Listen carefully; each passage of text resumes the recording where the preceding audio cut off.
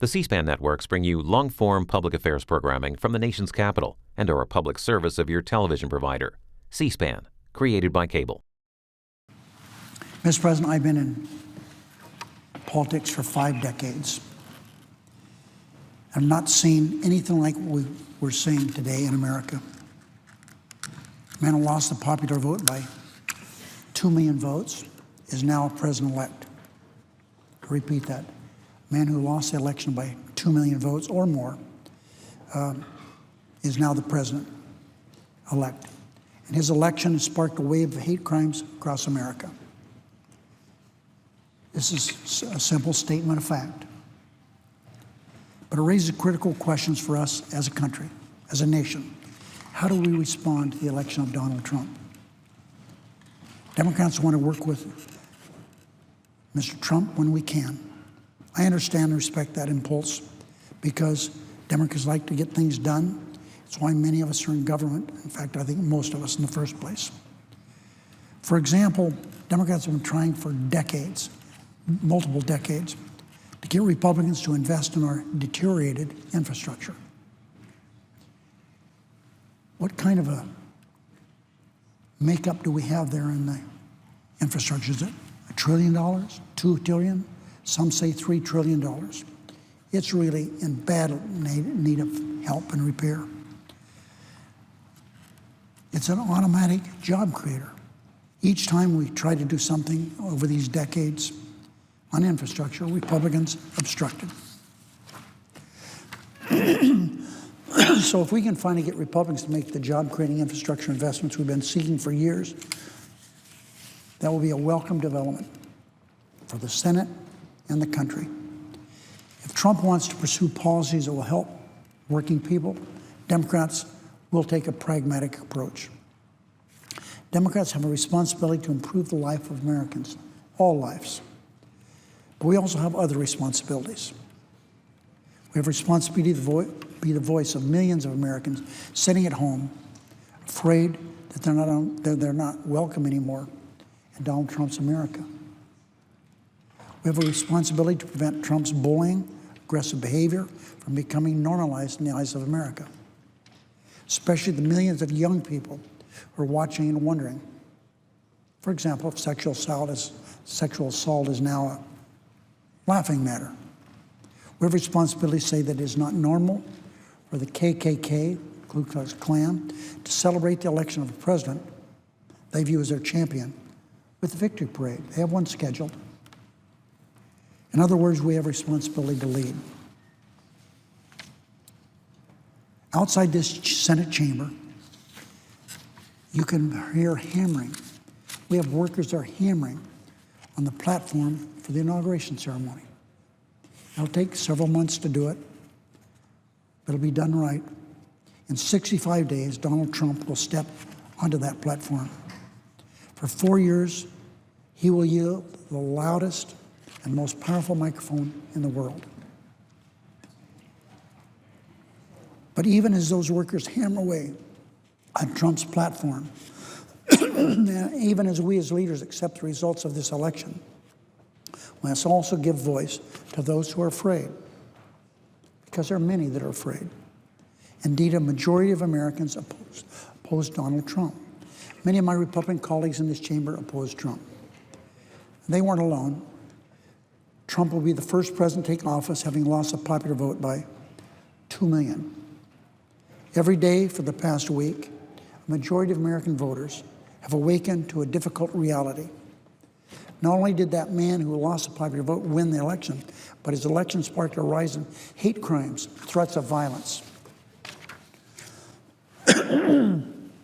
Since Election Day, the Southern Poverty Law Centers reported hundreds of incidents of harassment and intimidation. Last count, 315 from their calculations. Overwhelmingly, the hateful acts of anti-Muslim, anti-Hispanic, anti-African-American, anti-woman, anti-LGBT, anti-Semitic, and anti-Asian. I've heard these stories from friends and family. My and my wife's Nevada physician is a Pakistani American of Muslim faith. We think so much of him. We've known each other for 35 years. The day after the election, my friend was in a restaurant in Las Vegas having dinner. A man, in approaching him in a threatening manner, said, "Where are you from?" He said, "Where are you from?" The man that approached him said, "I'm local." The doctor said, "So am I." That same night, in another restaurant in Las Vegas, a Pakistani physician was having dinner. A man walked up to him in the same manner, said, "Where are you from?" He said, "I'm from Pakistan." He said, "Why don't you go back?"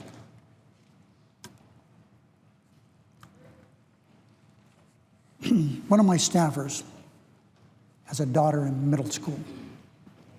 I've known that little girl since she was a little baby. The day after the election, the principal addressed the entire student body on the school's PA system because the two incidents had occurred that he wanted to talk to them about. In one instance, a boy yelled at a Latina student, telling her that he was glad she was going to be deported now that Trump was president. In another instance, a boy was sent home for yelling the most derogatory, hateful term at an African-American student. The boy justified himself by saying he used that language now that Trump was president. In Spokane, Washington, the Martin Luther King Center there was defaced with the same hateful word. Those are only a few examples of what people close to me have related. But these kinds of disturbing accounts have been heard across America. I have here, Mr. President, a compilation of these incidents. One is from NBC News. Another is from another publication. Hundreds of incidents in the last few days, and I would ask that be made part of the record.